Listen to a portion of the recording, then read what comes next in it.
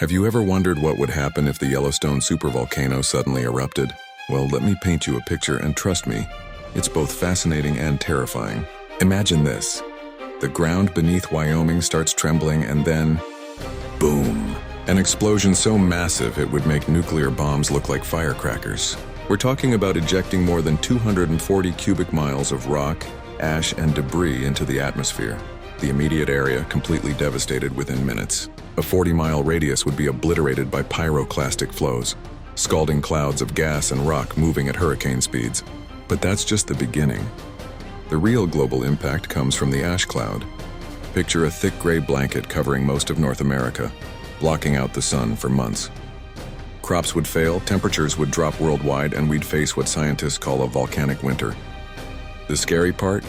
Yellowstone erupts roughly every 600,000 years, and we're, well, overdue. But don't pack your bags just yet. Scientists monitor this sleeping giant 24/7, and we'd likely have warning signs well before any major eruption.